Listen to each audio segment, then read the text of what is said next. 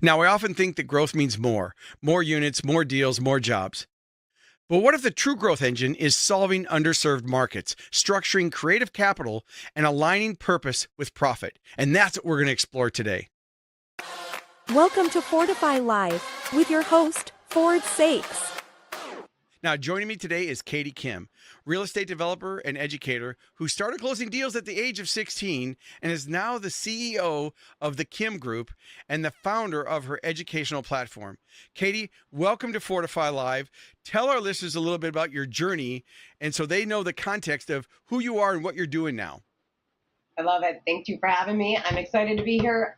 Well, as you said, I did my first real estate deal at 16, and I grew up in a real estate development construction family. So I like to say I was a victim of child labor law, like really early on. You know, I had to go to soccer practice and then be building walls, and so I got into the business work side of it at a very young, early age, and went to college, first person in my family to graduate. And I went to work for a strategic consulting company, which gave me a different business insight, right? I had the family growing up, and I had now a corporate global wide firm, and I loved what I did. I got to really come into like companies, and since we worked in the think tank, where we work with technology 3 to 5 years to market and then found strategic profitable solutions and implemented them. And that's probably as fast as I can say without putting you to sleep. But That's good. I loved going into businesses and seeing like what wasn't working, what was off, how do we get in alignment, how do we get that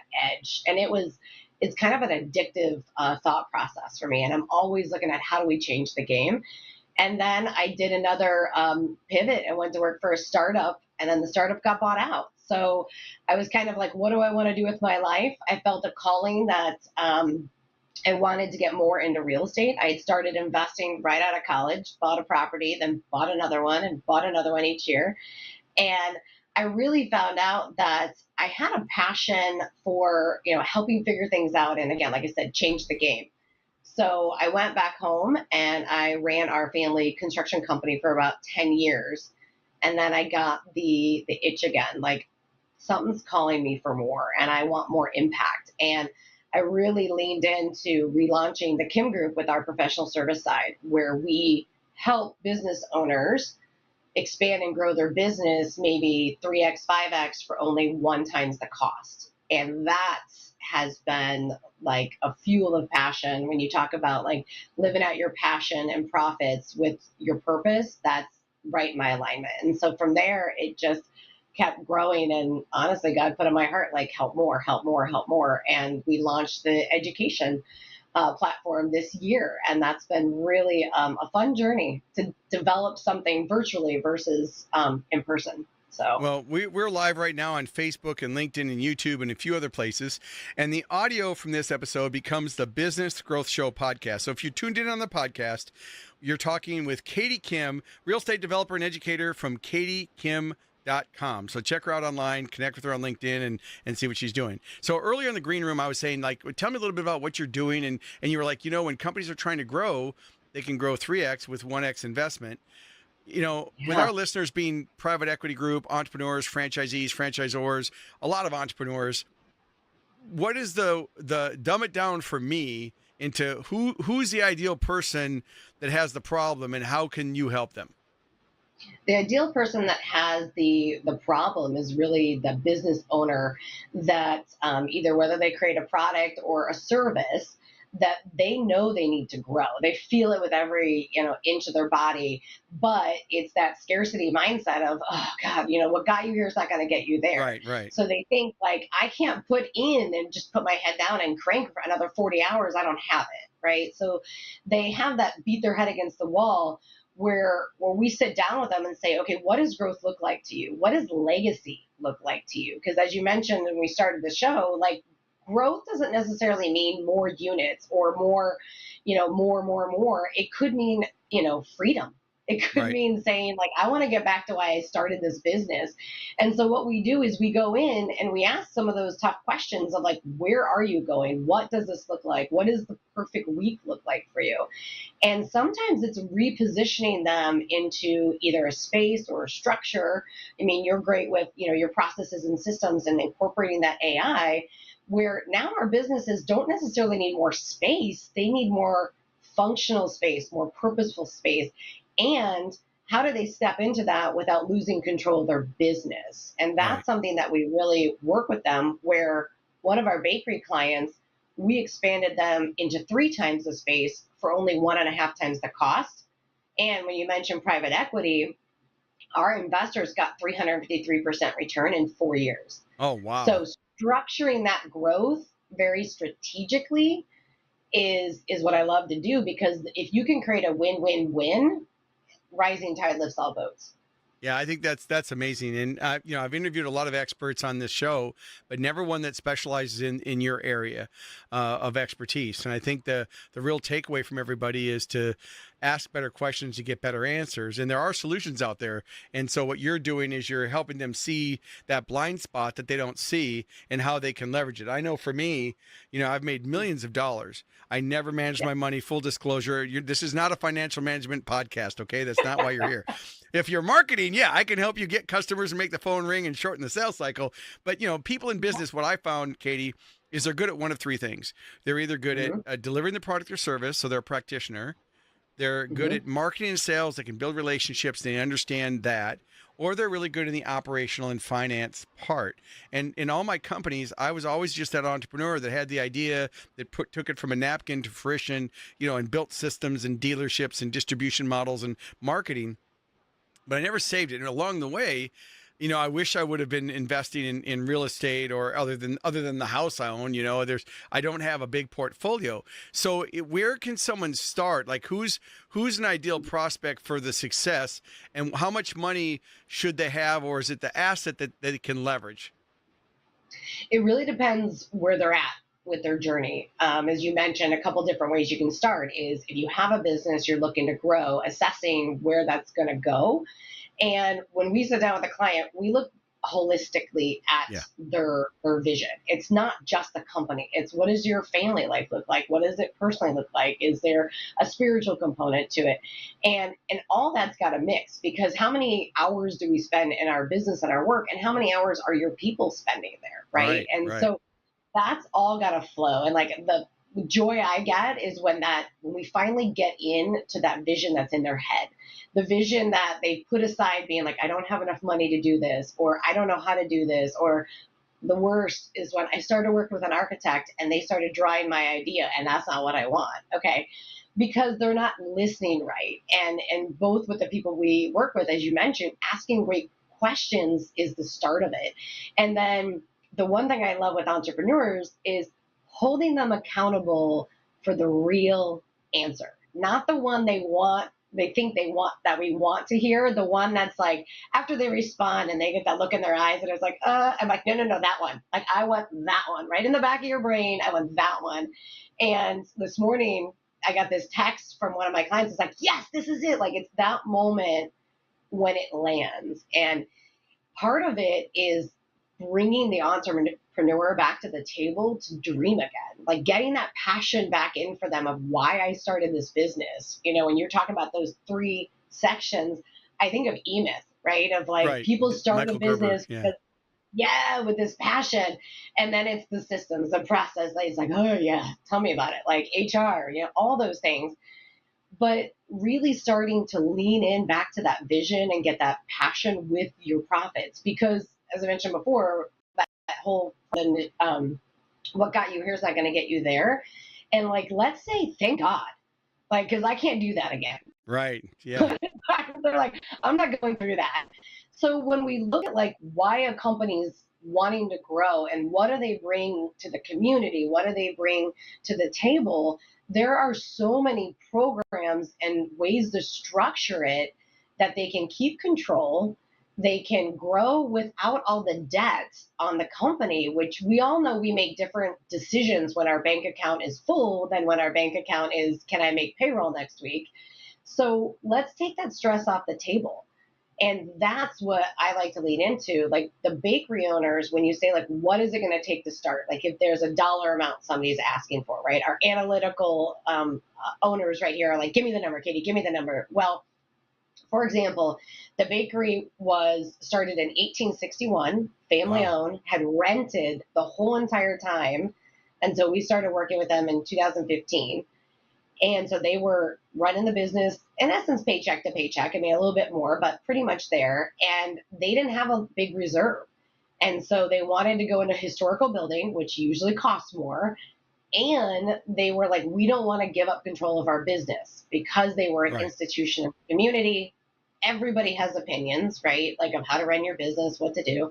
And they're like, we don't want to invite that in. And I'm like, got you. I understand. So we created a structure where it was a $5.5 million renovation project. We had other tenant spaces in the building. So they grew into those. They actually spun off another business, which is an event center, which was still in alignment with what they did. And they only invested $50,000 and had 82% control in the business and 100% control, or sorry, in the real estate and 100% control in the business. So for $50,000 investment, 82% control in the real estate, 100% control in the business, and we were able to expand them 3 times the space, 1.5 times the cost. And then we refinanced after 4 years, which was the initial plan. And without any additional money in, they now own 100% of the real estate. They still have 100% of their business. The business is growing. Now the development has expanded 3 more times, added more revenue, and they're making a 6-figure return in that real estate plus the business plus the secondary event center business. So looking at what legacy means, for them it was, we want to make sure that our family's taken care of. We want to make sure we can provide a house. That's it, right? Like keep everybody around the Thanksgiving dinner room table and not stress with that growth. And that's what it was really able to allow them to do. Well, I know a lot of entrepreneurs like me listening right now might be thinking, "Gosh, where have you been all my life?" Right? I mean, it's like and all the things I've done. It's like you don't know what you don't know, and so I'm just going to encourage anybody, if you're listening to this now and you definitely want to learn more, make sure you check her out online at katiekim.com, because I'm sure that she can find out if you're the ideal customer or not, and you can have that discovery call. All right, so doing this with real estate, how do you spot underutilized spaces or raw land where a market doesn't really see the value yet, and how do you turn that into a growth opportunity for your clients? Oh, that's like taking me to the candy store. Okay. So the one I always tell people and like train their vision on is like the corner vacant gas station, right? Where like there's the downtown areas, that gas station was like the heartbeat of the city, and now it's an eyesore. It's a brownfield site. Nobody wants to touch it. And how do you step into that? And we've done a couple of those sites with the brownfields. One that we did, we actually worked with the city to buy the land for no money out of their pocket, put it that way. And our developer, our client, so our business owner, our entrepreneur, was able to get that property and build their office building plus some additional tenant space because they were looking for some investment property. And they were able to receive $1.8 million in eligible expenses to be able to do the project. So that is where we look at that opportunity and say, what is adjacent to it? What does this city need? What does our client need? Because that one was a developer for fee project. We were paid Right. to do the development for them. And when I say that, they still have 100% control in those decisions. We are just guiding that process and running with it and pushing it. And so for our client, they were able to get a premier, I think. My husband tells me I got to call them potentially beautiful when they're not fully developed yet. Um, and for really, literally no money out of their pocket initially. And they were able to get 1.8 in eligible expenses into that deal. So then the numbers start to look a little bit, I don't know, I think they're sexier. I think the numbers look sexier when you get those incentives in. And that's where we talk about a strategic capital stack that's what I love to put into play, because if I can tell you, hey, if you could wave a magic wand and you could grow your business 5 times but only have 1.5 times the debt, would you do it? Right? And you're gonna be like, Yeah. yeah, let's go. Okay, let's look at the business. Let's look at the plan. Let's look at the model. What do we have to work with? And a lot of communities have these incentives that they can offer at a community, like a local level, a state level, a federal level. But a lot of our small business owners don't know how to do that strategic capital stack. And Right. so when I come in and have, as you mentioned, those strategy calls initially, it's yeah, tell me about your business, tell me about where you want to go, but also I want the bigger dream, the bigger picture, because that's where we bring the impact in, that's where we bring the passion in, and then we can start to go to the mat for your business. We have, example, one of our clients we're working with right now, she'd been working with an architect for 2 years. 2 years she sent me the floor plan, and I almost started crying. Like I was Right. like, I'm off on this. Like this is not what I thought you wanted. And then she sends me a video of the architect meeting. And I'm like, oh, they're not listening to you. Yeah. Yeah. And so when we feel like we're pushing it up, it makes it harder. And so literally we said, what if we did this? And we looked at how much impact her business is going to bring in the community, sales tax, property tax increase. And then we asked for it back. So we're in the process of negotiating that right now for her, where now she's looking at phase 5, 6, 7 that's going to become part of this plan, where she wasn't able to even visualize how she was stepping into phase 1. And her business, just in the time we've done the prep for phase 1, has already incrementally grown. Well, I can certainly see that. I know I work a lot in franchising, and and obviously there's thousands of franchise brands, 4 or 5 thousand, and you got the individual owner, the multi-unit owner, multi-brand owner. But the real estate part is always a big piece. Location, where are they renting? Are they leasing? What are the specs? And it's always a big piece. And I know that from the clients that I've helped with on the marketing side, they all struggle with that because the rents go up and the buildings change and they're a tenant, and some people are like, we should just buy, and it depends on the brand, of course, to what their goals are. But when you coach business owners on that are new to development, what do you see as the most common mindset barrier? And the reason I ask this is whenever I go in and work with a brand on our business on growth, I always have to work on the mindset first, because if the mindset isn't dialed in, all the strategy and tactics won't work. So, in your Yeah. experience with what you've done, what do you see the biggest barrier is, and how do you help them break through it?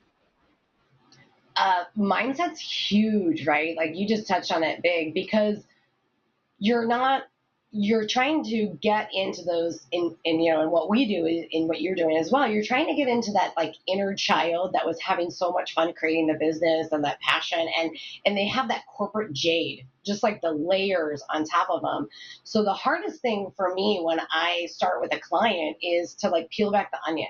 Like this is a safe space, like I got you. And Right. I usually call it the, and most of your women will reside with this more than your men probably, but I call it the bathing suit conversation. I'm like, I want you to bear it all. Like, I want to know are the finances in QuickBooks, Excel, or a shoebox of receipts that you give to your CPA every year, right? Like, let's just put it on the table, because if we can't be real about what our current situation is, how the heck are we going to be real about where we're growing and going, right? Like, we got to get past those mindsets and unlocking like those limiting beliefs and corporate jade and like everything that you were told you couldn't do, or that like this is not a good idea. Let's bring those dreams back to the table and let's curate them to make sure they're in alignment. And some may not be and some may, but it's the trust in saying this is 100% you're driving the car.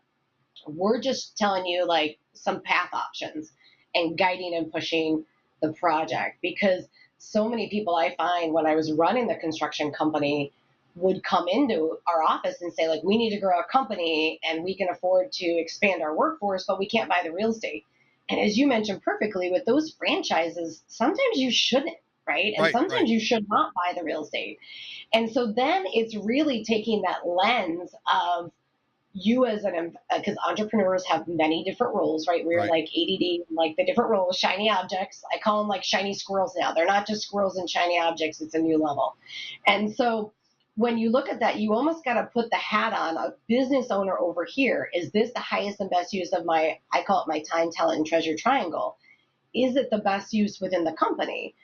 Maybe, maybe not. Like Starbucks, I think they have a rule that if the real estate doesn't give them like 38% ROI, they don't do it because they can pour that money into the company and get at least that more. Okay, so that's telling me that's a KPI, right? If we are a metric, a go, no go. If we're not making 38%, no, we're renting, right? Because we can write it off. There's different strategies. But if now I'm over here as franchise owner and I'm like, I want to build my real estate portfolio. Now I may have a different set of metrics that I'm looking at a property for. And so you really have to almost have that like person A, person B discussion, because sometimes it's not going into a development as the business. It may be looking at it from a different strategy and a different angle. Yeah, I don't call it the bathing suit conversation. I call it pulling back the kimono, but it's the same thing though. And the shiny squirrel thing, I've actually said that before, so it's kind of funny because that's like squirrel. What am I doing? Okay, but for business leaders that are looking to maybe use real estate as their core offering, how can they use real estate development at a small scale to build wealth and to be a real growth lever? Like for me, I've seen a client who was renting a Pilates studio and then they bought a building, and so they over leveraged. They did it with PPP money, and now they've got an EIDL loan, and it's a $200,000 debt. And I know that they didn't have any assistance or help guiding them through this decision. So now they've got this really big overhead, and it's a really underutilized space. They really ought to lease and rent and do some other things with it. But you can lead a horse to water, but you can't make him drink. That's all I'm going to say on that one. But for those listening to that want to have real estate as their core offering, what should they do? Like, because I think they don't know what they don't know. I think the reason I was getting that question, I'll phrase it a different way. So I'm doing a lot of presentations on AI, and you joined the green room earlier as I was recording a video on AI. And the challenge with AI is people fall into two camps. They're either confused by it and they're sitting on the sidelines, or they're grossly overconfident that they think they understand it. And I think that's the same in real estate. I think that some people might say, "Oh, I understand it," and I'm sure you've done discovery calls where they push back. The one-upper, they always want to tell you more than you know. And in the background, you're sitting here thinking, on a scale of 1 to 10, they think they're a 10 and they're a 2, right? So how do you navigate that? Well, on one hand, again, it's kind of peeling back those layers. But Right. what you said was perfect, because a lot of times we come in, and as an entrepreneur, you have to have some kind of confidence, almost like edgy, not really necessarily ego, but you do have, and I hate the phrase like fake it till you make it, but you have to say like, I'm figuring this out, I'm doing this, and you are that bull in a china shop, right? You're pushing your company, you're pulling the train behind you, whatever analogy you need. But what we want to do is like, let's slow down to speed up. Because when Yeah. you want to your question of bring real estate in, where are you at, right? And where are you going? And that's why I like the time, talent, and treasure triangle as a good evaluation, because we all get that, like, you can't have a triangle where like this side's way over here. That's Right. now a square, right? So the triangle means that like you only have so much talent, you only have so much time, and you only have so much treasure at any given point. And if you're leading a company, okay, what is your time, talent, and treasure there? And now, if you want to bring real estate in as an investment mix, what is more in alignment with that same triangle? So, for example, when you talk about the Pilates studio, right? Is now I would look at what I think they did is they went in with one mindset of like, I can do this. What they didn't probably end up doing is running the numbers before they stepped into it. Right. And how do I stack this differently?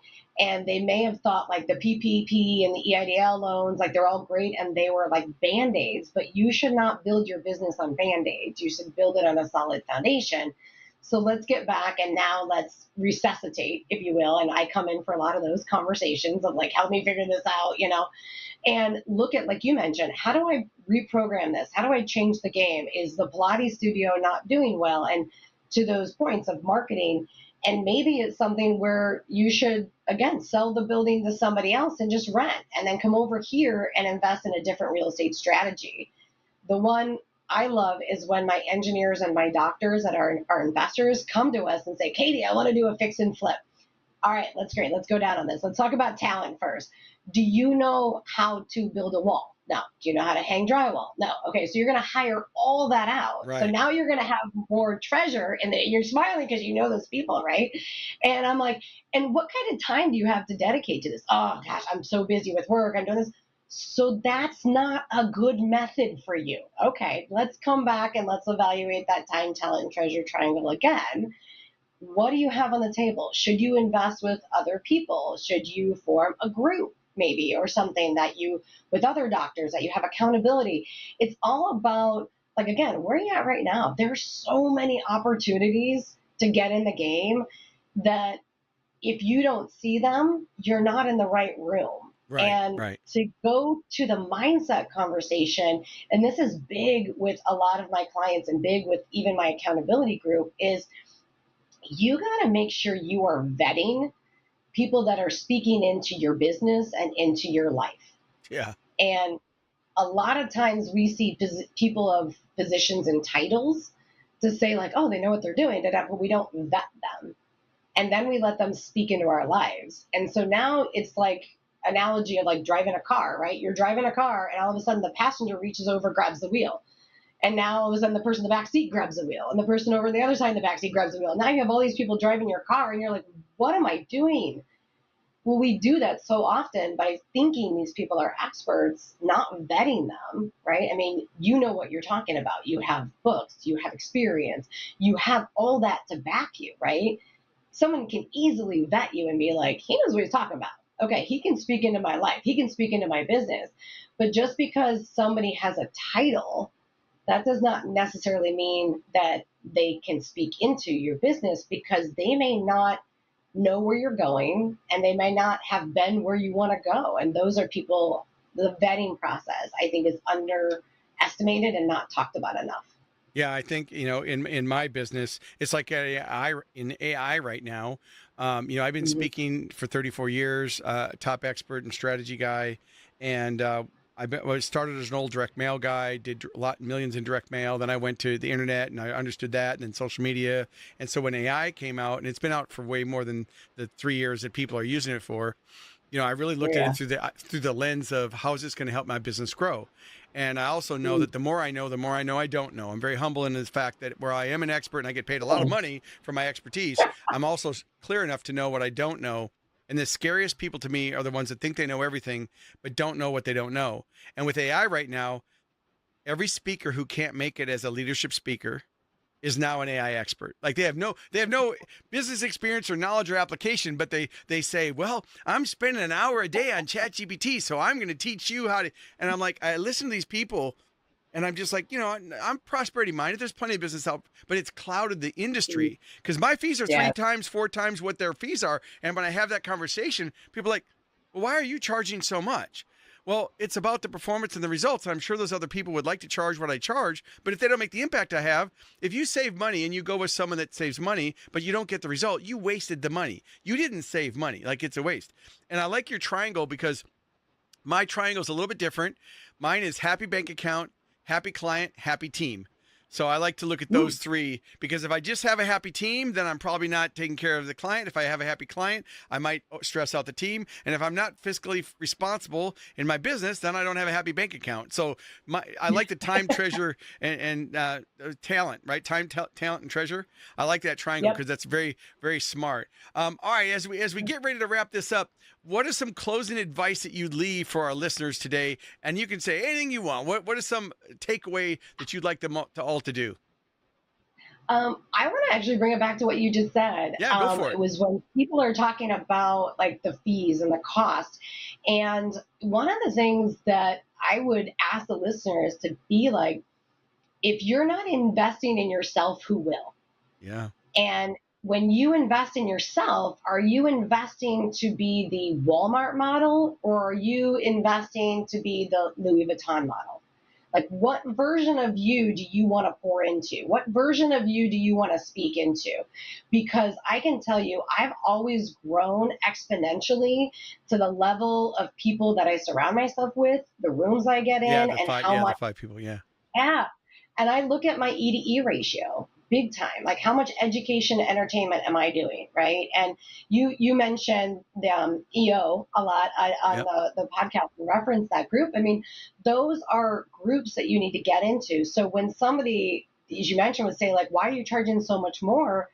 Because I'm valid, because I'm vetted, because I've been Right. there and done that, and Yeah. I'm going to save you more money and less time. But right now you're just looking at that initial like the initial fee to get in the game. Well, here's the thing: I would have killed for some of the knowledge that we offer in our education platform when I was trying to figure out how to put together my first deal. And I look at, and my coach actually challenged me, like, Katie, I want you to document every conversation where you save somebody money. I'm like, what? And she's like, I want to see what your hourly like make rate is. And that's something I didn't evaluate before, because one breakfast conversation at a conference, again, having you in the room matters, right? Having you in those conference rooms at those tables, talking to those people matters. At one conference that I went to, I made the woman at the table over $379,000 on a project. She had spent 2 years beating her head against the wall, was just about ready to get occupancy, and was like, no, no, no, like kept telling me like, no, no, no, project's almost done. It's fine. Right. Right. I've Right. lost it. I'm like, no, no, no, no. Let's slow this boat down. And in that 15 minutes for her, like as you said, to act like I don't know everything, open it up to the opportunity to learn. She made, not saved, made 379,000. And that's, I think, the journey that we're all on is to better ourselves, but don't put a price tag on your growth. Don't Yes. limit yourself because there's an initial like tuition to pay. Invest in yourself. Yeah, I totally agree. I've been self-educated my whole life. In 2021, one of my clients was High Point University, Nita Quabain, and he invited me to Yeah. the college, and he actually awarded me with a bachelor degree in business administration. He said, "I'm tired of you standing on stages and telling your audience that you have a ninth grade education." Because I was a bad kid, grew up in the projects, and I was an entrepreneur. Like you, I started at 16 years old, 15 years old, and I built business stuff. So I learned along the way what works. I spent millions in tuition and education. I just didn't have the formal certificate. So he said, "I'm going to give you the certificate, but now you can't cuss as much." So I'm like, okay, I won't drop the F bomb because now I'm representing High Point University. But it goes back to what you say about education yourself. I mean, same thing I do when someone's interested in bringing me for a speaking engagement and they know my fee. They're like, "Man, that's higher than our." And I'm like, "Look, you're not paying me for the time. You're paying me for understanding how to do it." And there's all kinds of stories on that. It's knowing how to do it. And like you said in that 15-minute conversation. And so I've learned now that when I'm having those breakfast meetings or those discovery calls, I know not to just give the idea away because it devalues what it's worth. And so the magic words that I've used is, once somebody gets qualified to a certain perspective and I think I can help them, and they're asking me strategic questions that I know are going to make them money, that's when I say, it sounds like, Katie, you'd benefit from. So it sounds like you'd benefit from a discovery session or a meet and greet or an all day or a strategy session, because you have to shift their consciousness to understand that if you give it to them because it comes so easy to you, like you can look at any real estate deal, I guarantee it. You could look at it and you would ask the top 10 questions that I guarantee they are not asking. Like, I don't even, Mm-hmm. even though we've Oh, just yeah. met and you've been on the show, I know you can because of all those deals you've done. It's the same reason why I can be a great strategic consultant, because for 30 years I've been in the boardrooms and growing my own companies. But then I've been brought in to all these other companies and industries to help them strategically, which means I'm in the room and I'm learning, just like getting on this episode. I'm learning from you, and that's what this whole thing is about. And so, I would ask our listeners too, how much you're investing. What are the last books you've read? What else? What are you doing? Who are you surrounding yourself with? And it's the old saying, I think it was Napoleon Hill, and it's probably Jim Rohn or someone else, who said, you do become the sum total of the 5 people you hang around most. And I think you can have different circles. You can have a social circle and a financial circle and a business circle. But one of the reasons I'm an EO member, Entrepreneurs Organization member, is to get in those rooms. But you'd be surprised, even in the EO, when I'm at those conferences and these companies are doing millions. I was just on a call with a roofing company yesterday that does $100 million in roofing and commercial. And they said, what was chat what? Chat G what? And I thought they were teasing me. The leadership hadn't even used ChatGPT. Now, whether you use it or not, I don't want to take this off on a tangent, but it was just interesting that here's a company that thinks they're doing well. And the other thing at the EO conference, when I have EO4 meetings and it's a confidential, pull back the curtains, that have the bikini questions. So many of these guys that are running multi-million-dollar companies are operating out of their checkbook. They're not even, and I know for me, and the reason that this is relevant to me, Katie, is when I started my sporting goods company, I was making like minimum wage, like $1.75 an hour, way before you were born, right? It's a long time ago. And I started this first business, and I remember the first year in business that I sold $1 million in revenue. Now, revenue, not net profit. And I went to my controller and I said, I'm a millionaire. I made $1 million. And she said, hold on there, Skippy. You sold $1 million. You have $150,000 in new debt, and you took home $16,000 as a salary. You are not a millionaire. It's not what you make, it's what you keep. And that was after I was already in business for 3 years, and I didn't know what a balance sheet was. I didn't know what chart of accounts were. I didn't know what an income statement was. I had no idea what a cash flow statement was. I had no idea of return on invest, like all these things now. I'm 64 now. That was when I was 20. Obviously, I've learned a few things since then. But what if I really learned is I've learned that the more I know I don't know. And there are great people out there like you that can help guide you. So if you're listening to this and you feel frustrated that you don't know everything, change your mindset. Be open-minded, be coachable, be proactive, take accountability. There are experts out there. And of course, if you're doing anything with scaling, definitely go to katiekim.com and check her out, because just listening to you, I'm like, I'm going to schedule you for a couple more episodes. I don't care if there's any listeners. I just want to be able to do it. No, I'm just teasing. I wouldn't abuse your time, but I do appreciate you being here today. Anything else you want to leave our listeners with? Oh, for when you just dropped a bunch of like nuggets. Go for it. I really hope your listeners just grasp what you just said. So when you were talking about starting, so I have to go back, and I've never actually said this out loud, but like I did my first real estate deal at 16, but I actually started my first business at like 9. And I came along to a job site, and I was selling coloring book pages out of the back of the pickup truck because I was bored. Yep. And I don't know what made me think I could do it, but I made so the 10 cents a page I made like $1.20 or something. I remember that's a lot of money though. Like you said, like this is great as a 9-year-old. I mean, now 9-year-olds have different things, but in sitting there it's surrounded. I was really blessed to be surrounded by entrepreneurs on the construction side. So when you're a roofing contractor, when you said that story, it's like I got the University of Hard Knocks education multiple times. I'm done with those degrees, but like when I was growing up, I got the field conversation, the office, and I got corporate and the startup and all those. So the perception and the perspective that I just got to be in the room with, like my dad taking me to the donut shop on Saturday morning with all the boys, right? Sitting around there, like absorbing those moments. The difference when you go to a conference, like you mentioned, and you have those, what I call sound bites, right? Yep. If you are like building your strategy on sound bites, you are basically building your company on quicksand or a foundation that's not strong because you don't get the full picture. So what you mentioned is like what we talk about on the stage and like even, on my social media, if you go there, there's a lot of great nuggets, but I'm telling you the what, and I'm throwing it all out there. I'm giving you the what. You're giving them the what. You're not telling them the how, because the how is that curated journey. And that, if you think what like we're giving away is juicy and let's lean in, that's the what. You should just invest in yourself and figure out the how, right? Vet the person, but like figure out the how, because that is where your real growth is going to happen. That's where you're getting uncomfortable. That's where you're pushing yourself to your outside of your capacity into your potential. And those, like what you just dropped was just nuggets. I was just like, I hope somebody, when they're listening, rewinds that and listens to what you just said again, because that was gold.